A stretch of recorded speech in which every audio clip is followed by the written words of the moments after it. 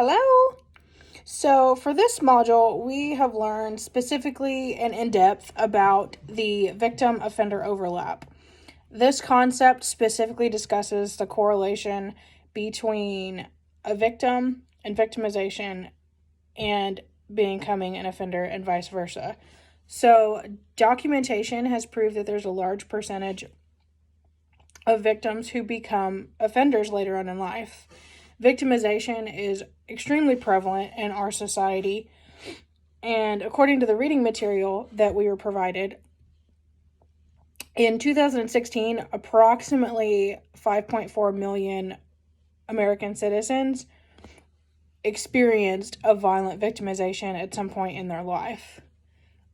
Usually the victim-offender overlap is a product of a violent or traumatic experience, such as sexual deviance, varying types of abuse, such as domestic abuse, and it even includes murder.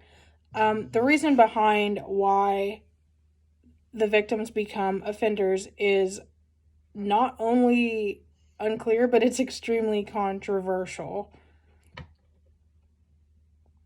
So there are a wide variety of factors that contribute to the victim-offender overlap.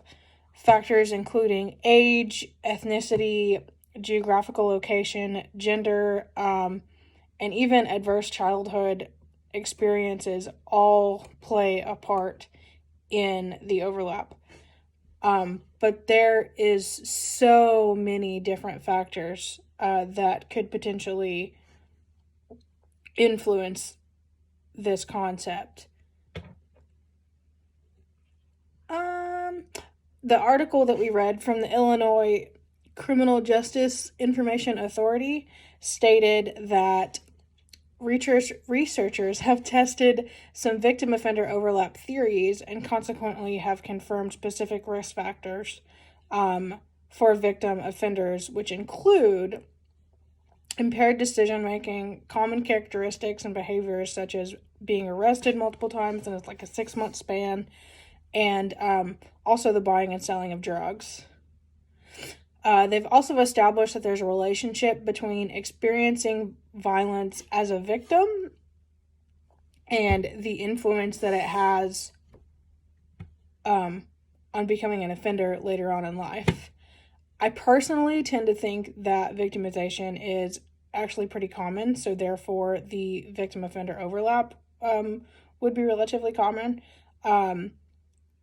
There are specific criminal acts that usually include violence that have a high prevalence of being victim-offender crimes.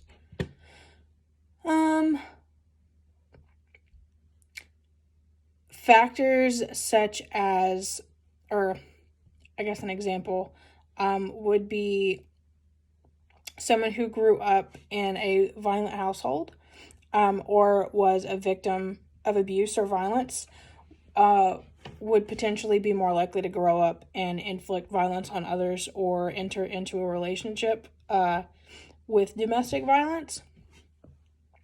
There's an established link between victimization and offending. However, it doesn't mean that all victims grow up to be offenders, or all offenders are products of victimization.